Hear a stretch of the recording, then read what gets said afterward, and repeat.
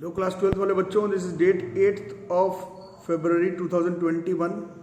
Class 12 physics semiconductors का आज class चल रहा है PN junction as a rectifier. जिन्होंने पहले का चारों लेक्चर नहीं देखा हो, पहले चारों लेक्चर देख लो।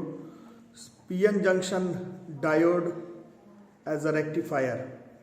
पहले पढ़े इंट्रिंसिक सेमीकंडक्टर, फिर पढ़े एक्सट्रिंसिक सेमीकंडक्टर, उसके बाद कंडक्टिविटी बढ़ाए एक्सट्रिंसिक में, फिर जंक्शन डायोड बनाए, जंक्शन डायोड, फिर फॉरवर्ड बायस्ड किए, रिवर्स बायस्ड किए, फिर उसके न्यूमेरिकल्स और अब उसका यूज। तो पीएन जंक्शन डायोड का यूज करते हैं हम लोग रेक्टिफायर के फॉर्म में। तो पहले definition, rectifier is a device which is used for converting alternating current slash voltage into direct current slash voltage. घर में आप लोगों के सबके घर में मोबाइल चार्जर होगा, तो मोबाइल चार्जर का रेटिंग देखना। उसमें मोबाइल चार्जर जो चार्ज करता है अपने फोन को, वो डीसी में करता है। कोई भी चार्जर जो है, किसी भी तरह का चार्जर हो, चार्ज जो है वो डायरेक्ट करंट में करता है। ऑल्टरनेटिंग करंट वोल्टेज पर आप किसी इलेक्ट्रिकल इलेक्ट्रॉनिक डिवाइस को चार्ज नहीं कर सकते। बट घर पे जो इनपुट आता है वो हम लोग ऑल्टरनेटिंग करंट चैप्टर में पहले पढ़ चुके हैं। जिन्होंने नहीं पढ़ा पहले पढ़ लो। घर पर जो इनपुट आता है वो एसी इनपुट आता है। तो रेक्टिफायर एक डिवाइस है जो कि जैसे मोबाइल चार्जर्स में लगाया हुआ रहता है। इसका इस्तेमाल होता है ऑल्टरनेटिंग करंट को डायरेक्ट करंट में कन्वर्ट करने का, या फिर ऑल्टरनेटिंग वोल्टेज को डायरेक्ट वोल्टेज में कन्वर्ट करने का। और यहीं पर हम लोग पिछले 2 दिन से पढ़ रहे हैं जंक्शन डायोड का इस्तेमाल करते हैं। तो इसमें पहले नंबर पर है PN junction diode as a half wave rectifier. पहले नंबर पर है PN junction diode as a half wave rectifier. अब जिन्होंने पहले पीएन जंक्शन ही नहीं पढ़ा है, पहले वीडियो को पॉज करो, बंद करो और जाकर के पीएन जंक्शन पढ़ो। पहले आराम से जाकर के पीएन जंक्शन का फॉरवर्ड बायसिंग और रिवर्स बायसिंग करो। बाकी जिन्होंने पढ़ा है उनको याद होगा पीएन जंक्शन डायोड या फिर किसी भी तरह का जंक्शन डायोड हम लोग करंट के फ्लो को अपने हिसाब से कंट्रोल करने के लिए लगाते हैं। फॉरवर्ड बायसिंग में करंट कंडक्ट हो जाता है और रिवर्स बायसिंग में इतना ज्यादा रेजिस्टेंस बन जाता है डायोड का कि वो करंट के फ्लो को रोक देता है। पहले नहीं पढ़ा हो तो पहले लेक्चर 3 और लेक्चर 4 ये सब पढ़ो, उसके बाद इस टॉपिक की तरफ आओ। जिन्होंने पढ़ा है वही लोग कंटिन्यू करें। एक ही प्रिंसिपल पर बेस्ड है। It's working is based on the principal that resistance of PN junction becomes low when forward biased, मतलब वो कंडक्टिंग को अलाउ कर देता है। इस पर न्यूमेरिकल्स भी लेक्चर 4 में बता दिया गया है। लेक्चर 3 में समझाया गया है कि कैसे बनता है फॉरवर्ड बायस रिवर्स बायस, एक बार देख लो। बट जिन्होंने किया हुआ उनको याद होगा, जब फॉरवर्ड बायसिंग होगा तो रेजिस्टेंस पीएन जंक्शन का बहुत कम हो जाएगा और वो करंट को फ्लो करना अलाउ करेगा। रिवर्स बायस जब पीएन जंक्शन को करेंगे तो उसका रेजिस्टेंस बहुत हाई हो जाएगा और वो अलाउ नहीं करेगा करंट को पास करने से। लेक्चर 3 और 4 प्लेलिस्ट में मिल जाएगा इसी चैनल के क्लास 12 फिजिक्स में। पहले वो सब देखो, उसके बाद इस टॉपिक की तरफ आओ। अब कैसे करेंगे, एक सर्किट डायग्राम का सेटअप कर लेंगे। यह हमारा सोर्स है ऑल्टरनेटिंग स्टेप डाउन ट्रांसफार्मर का इस्तेमाल करेंगे। इसके वर्किंग में 12th क्लास के रेक्टिफायर के वर्किंग में स्टेप डाउन ट्रांसफार्मर का कोई रोल प्ले नहीं है, बट यहाँ पर हम लोग एक स्टेप डाउन ट्रांसफार्मर का इस्तेमाल करते हैं। जिन्होंने ट्रांसफार्मर का क्लास नहीं किया है, प्लेलिस्ट में जाओ, 12th के फिजिक्स में ट्रांसफार्मर्स मिलेगा, वहां पर पढ़ो। बाकी जिनका रेगुलर है ट्रांसफार्मर है, स्टेप डाउन ट्रांसफार्मर का इस्तेमाल किए हैं। यह high voltage at low voltage में कन्वर्ट करके करंट का वैल्यू बढ़ा देता है। पहले पढ़े हो जो लोग वही लोग कंटिन्यू करो। खैर इसका काम इसके वर्किंग में ज्यादा नहीं है। और transformer is based on the principle of mutual induction. तो म्यूचुअल इंडक्शन में ये हमारा प्राइमरी कॉइल, ये secondary coil. Step down transformer primary coil का वाइंडिंग सेकेंडरी कॉइल का वाइंडिंग से ज्यादा होता है। मैं फिर चैप्टर से भटक जा रहा हूँ, पहले आप लोग जाओ ट्रांसफार्मर वगैरह पढ़ो अगर नहीं पढ़ा हुआ है। पहले फॉरवर्ड बायस रिवर्स बायस पढ़ो। बाकी देखो ये सोर्स है, ट्रांसफार्मर है, स्टेप डाउन ट्रांसफार्मर। एक जंक्शन डायोड का इस्तेमाल किए हैं। यहाँ लोड है जहाँ के अक्रॉस हम आउटपुट देखेंगे कि किस तरह से एक रेक्टिफायर पीएन जंक्शन डायोड जो है वो रेक्टिफायर का काम करता है, और इसको हाफ वेव रेक्टिफायर क्यों कहते हैं। तो ये सोर्स है। तो यहाँ पर पहली बार मान करके चलो कि सोर्स का पहले निगेटिव वाला टर्मिनल जो है मान के चलो ऐसे ही कि निगेटिव वाला टर्मिनल जो है अल्टरनेटिंग करंट का वो एक्टिव है, तो यहाँ निगेटिव यहाँ पॉजिटिव, ठीक है। और इसमें म्यूचुअल इंडक्शन का कंसेप्ट लगाया हुआ रहता है, ट्रांसफार्मर पहले पढ़ा है तो पढ़ो, इधर निगेटिव है तो ये पॉजिटिव हो जाने का और ये जो है वो निगेटिव हो जाने का, ठीक है। और एक बार ये वाला सिस्टम पॉजिटिव हो गया, यहाँ वाला एंड अगर पॉजिटिव हो गया, जिन्होंने फॉरवर्ड बायसिंग पढ़ा है पॉजिटिव से पॉजिटिव, तो ये किस कंडीशन में है, ये फॉरवर्ड बायस की कंडीशन में है।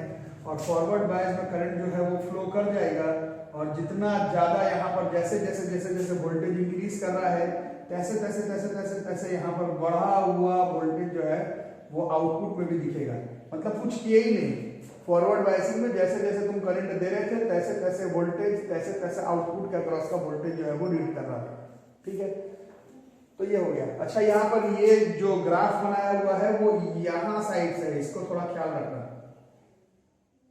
थोड़ा चीजों को आसान रखने के लिए ग्राफ जो है वो यहाँ का पॉजिटिव यहाँ का पॉजिटिव,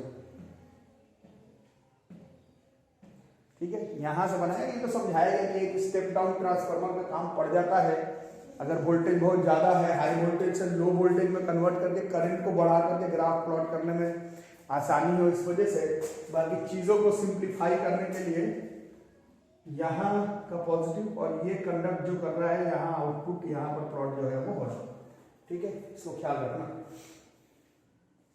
तो हाफ वेव के बाद क्या होगा, देखो ये इनपुट वोल्टेज था, ये positive positive positive positive positive गया, निगेटिव, ऐसे अभी निगेटिव नहीं, कम हो रहा है कम हो रहा है कम हो रहा है, साइनसोइडल वेव है।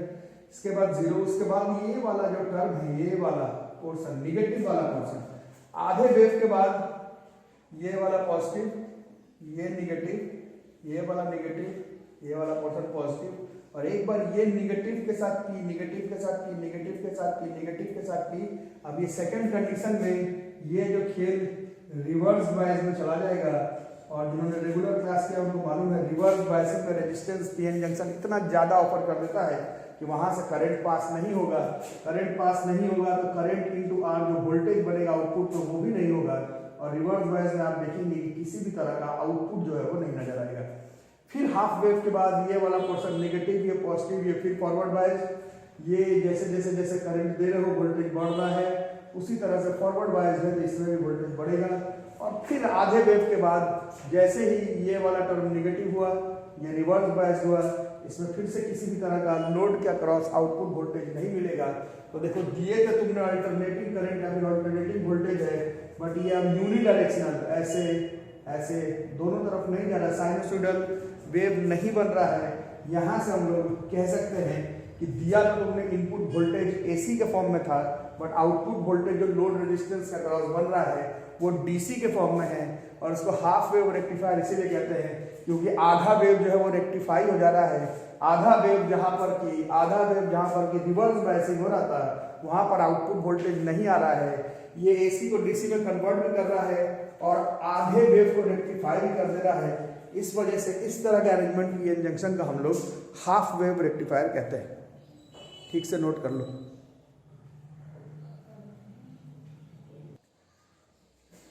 तो नेक्स्ट टॉपिक है PN junction as full wave rectifier. ठीक है, तो हाफ वेव रेक्टिफायर समझ में आ गया होगा। बच्चे बोलते हैं जब हाफ वेव रेक्टिफायर में काम चली गया तो फुल वेव रेक्टिफायर को पढ़ने का क्या जरूरत है। तो जरूरत ये है कि हाफ वेव रेक्टिफायर रेक्टिफाई तो कर रहा था बट पूरा हाफ वेव को ही इग्नोर कर दे रहा था। इससे जो है बहुत ज्यादा एफिशिएंसी के साथ नहीं हमारा एसी से डीसी में कन्वर्जन होता है, बहुत ज्यादा एनर्जी जो है in the form of voltage बर्बाद हो जाता है। तो उसके लिए इंजीनियर्स ने उपाय लगाया, now we use PN junction diode as a full wave rectifier. इसके लिए अरेंजमेंट तो वैसा ही है बट इस बार ध्यान से देखोगे तो दो जंक्शन डायोड का इस्तेमाल किया गया, D1 D2, और आउटपुट रेजिस्टेंस को ऐसे बीच में रखें और इसके अक्रॉस का जो वोल्टेज आएगा वो कैलकुलेट करेंगे हम लोग एज एन आउटपुट वोल्टेज। दो तरह का डायोड है, D1 D2। बाकी वर्किंग पिछले बार जैसा ही, mutual induction, step down transformer, यहाँ नेगेटिव यहाँ पॉजिटिव, म्यूचुअल इंडक्शन की वजह से यहाँ पॉजिटिव यहाँ नेगेटिव, और जो भी रीडिंग है वो हम लोग चीजों को आसान रखने के लिए यहाँ से ही कैलकुलेशन लेंगे। ये वाला जो है वो तो बस समझने के लिए जरूरी है, बट रीडिंग जो है वो यहां से और आउटपुट वोल्टेज का लिया जाता है।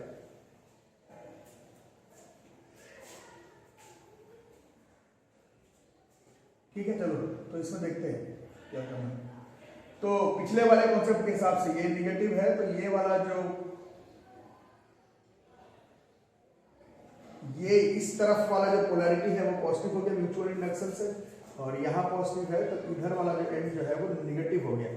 अब ये देखो ये पॉजिटिव है और ये पॉजिटिव टर्मिनल है, तो ये यहाँ पर कौन सा कंडीशन हो जा रहा है, यहाँ पर जो है वो फॉरवर्ड बायस का कंडीशन है। पिछले बार समझाया गया फॉरवर्ड बायस में कोई दिक्कत नहीं है, करंट आराम से फ्लो करेगा। जैसे जैसे वोल्टेज बढ़ाओगे तैसे तैसे करंट बढ़ेगा, जैसे जैसे वोल्टेज बढ़ाओगे तैसे तैसे current into resistance output voltage बढ़ेगा। ये इनपुट का है और ये आउटपुट का है, और ये D1 के वजह से कंडक्ट हुआ, ये D1 के वजह से ये आउटपुट वोल्टेज आया, ये बड़ा बढ़िया होंगे। बट अब देखो जब यहाँ पर पॉजिटिव हुआ तो उसी समय यहाँ पर निगेटिव हो गया। यहाँ निगेटिव होने से ये इसका P है, N से P, N से P, N से P, तो ये रिवर्स बायस हो गया। तो ये रिवर्स बायस होने की वजह से यहाँ पर किसी भी तरह का करंट फ्लो नहीं किया, करंट इनटू रेजिस्टेंस से किसी भी तरह का आउटपुट वोल्टेज नहीं बना। लेकिन अभी तो हम लोग हाफ वेव पर ही है ना, यहाँ का निगेटिव यहाँ पॉजिटिव, ये कंडक्ट नहीं किया, ये कंडक्ट कर दिया, इससे हमारा आउटपुट वोल्टेज जो है वो बन गया। अब आगे का देखते हैं, फर्स्ट हाफ साइकिल। वहां पर तो सेकंड हाफ साइकिल पढ़ना ही नहीं था, सीधा रिवर्स बायस से खत्म हो जा रहा था। यहाँ पर सेकंड हाफ साइकिल में क्या होगा, सेकंड हाफ साइकिल में अब ये वाला पॉजिटिव, ये वाला निगेटिव, म्यूचुअल इंडक्शन से ये वाला निगेटिव, ये वाला पॉजिटिव। ये निगेटिव होने के चक्कर में ये वाला तो रिवर्स बायस हो रहा है, और अगर ध्यान से देखोगे तो ये पॉजिटिव, अब ये वाला जो डायोड है ये फिर अलाउ कर दे रहा है फॉरवर्ड बायसिंग हो जाने की वजह से करंट का फ्लो को अलाउ कर दे रहा है, और करंट इनटू रेजिस्टेंस से फिर आउटपुट के अक्रॉस हमें वोल्टेज का रीडिंग लोड के अक्रॉस फिर से मिलने लगेगा। और डायरेक्शन अगर करंट का देखोगे तो इस लोड के अक्रॉस ऐसे इस तरफ से आ रहा है, और अभी भी देखोगे तो इसी तरफ से आ रहा है, मतलब करंट का डायरेक्शन सेम रह गया, करंट इनटू रेजिस्टेंस वोल्टेज का डायरेक्शन सेम रह गया। तो ये जो D2 है, मतलब ये यहाँ पर निगेटिव वाला यहाँ वाले से ले रहे हैं, समझ में आ रहा है ना, जो भी प्लॉटिंग होगा यहाँ वाले से। D2 यहाँ निगेटिव फॉरवर्ड बायस में आउटपुट वोल्टेज 0 आ रहा था, बट यहाँ निगेटिव होने के चक्कर में भी ये वाला जो नीचे वाला डायोड है ये फिर से फॉरवर्ड बायस में कर दे रहा है। और क्योंकि करंट का डायरेक्शन पहले वाले ही फेज में है, तो वोल्टेज का प्लॉट जो है वो अगर ऊपर की तरफ आप किए हैं पॉजिटिव में, अगर ऐसा अगर इस वाले डायरेक्शन को अगर पॉजिटिव माने हैं तो ये दोबारा उसी डायरेक्शन में आ रहा है, इनटू रेजिस्टेंस वोल्टेज ये इसी डायरेक्शन में रह जाएगा। ये D3 के वजह से भी और ये D4 के वजह से भी। तो ये देखो ये कितना बढ़िया काम कर रहा है। सिर्फ हमने 2 डायोड का इस्तेमाल किया और थोड़े चालाकी से लोड रेजिस्टेंस का पोजीशन चेंज किया, और जो मेरा आधा वेव बर्बाद हो जा रहा था हाफ वेव रेक्टिफायर में, हम लोग उसको भी रेक्टिफाई कर रहे हैं। और जो मेन मोटिव था इसी को DC में कन्वर्ट करने का, वो भी बना हुआ है। तो ये फुल वेव रेक्टिफायर है, इसका एफिशिएंसी हाफ वेव रेक्टिफायर से बहुत ज्यादा होता है, इसलिए जहां बहुत ज्यादा पेच ना फंसे वहां पर हम लोग फुल वेव रेक्टिफायर का ही इस्तेमाल करते हैं। आराम से नोट कर लो।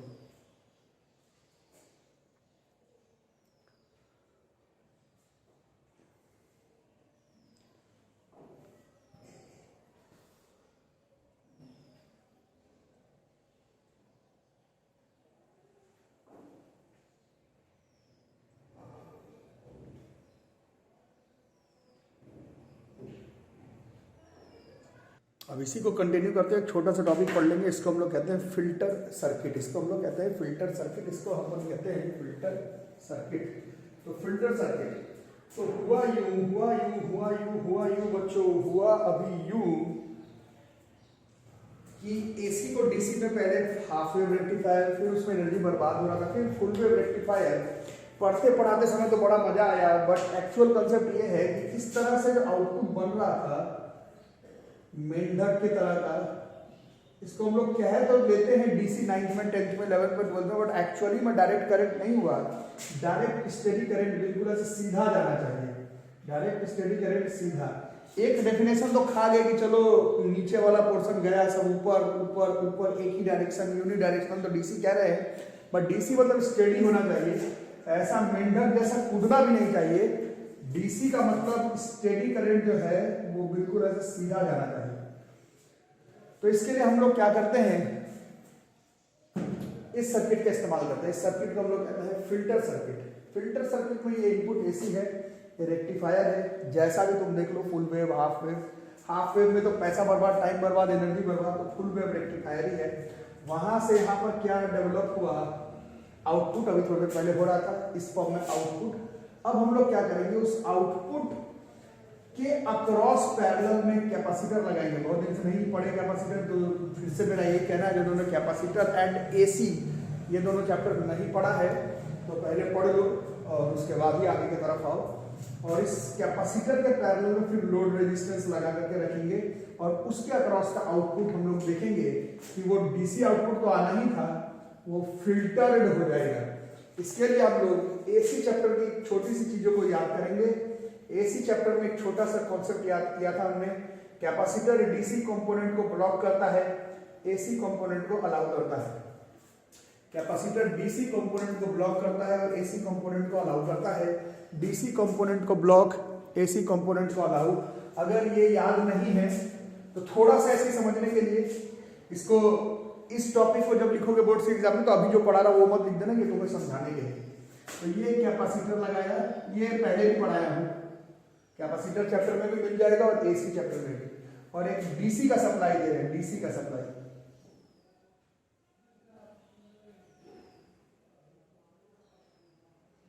डीसी है, डीसी सोर्स। तो डीसी सोर्स है, तो ये हमें मालूम है डीसी सोर्स। और कैपेसिटर का वर्किंग मालूम होगा आप लोगों को जिन्होंने पढ़ा है।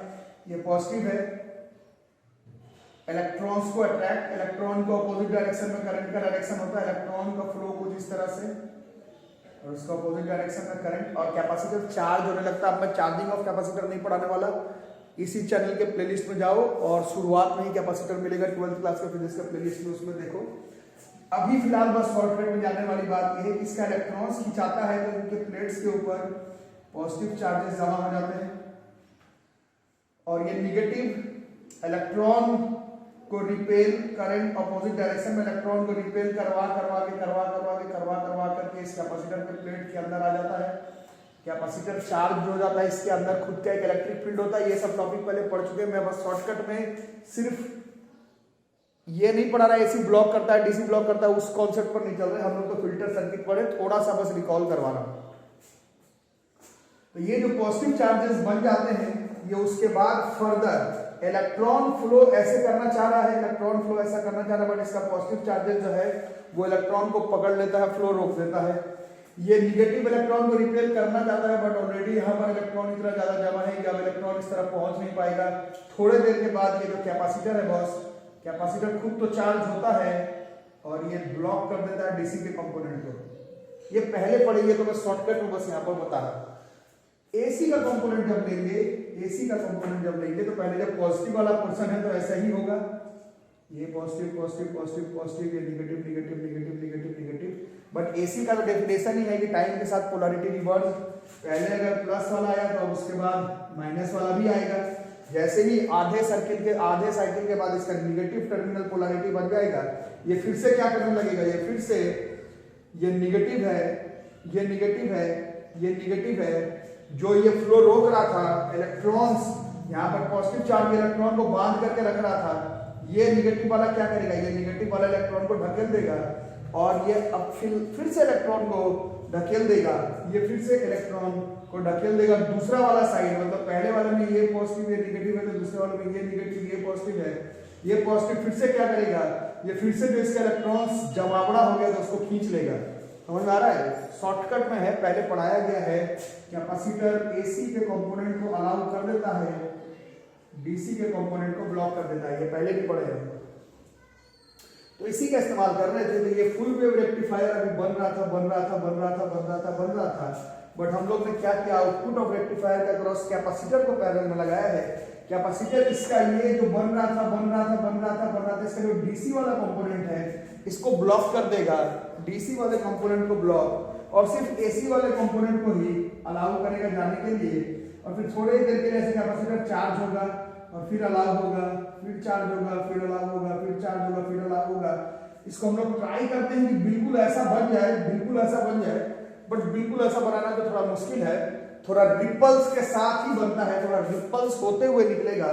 बट इस तरह से कैपेसिटर जो है वो इस आउटपुट जो कि हम लोग ने बनाया डीसी था उसको भी स्टेडी बनाने के लिए उस रेक्टिफायर के पैरेलल में हमें एक कैपेसिटर को कनेक्ट करना पड़ेगा और इसमें इस कॉन्सेप्ट का इस्तेमाल करना पड़ेगा कि कैपेसिटर डीसी को ब्लॉक करता है, इसी को अलाउ करता है, और उस हिसाब से इसको भी थोड़ा सा हम लोग स्टडी करने का ट्राई करते हैं। तो this is how PN junction works as a rectifier.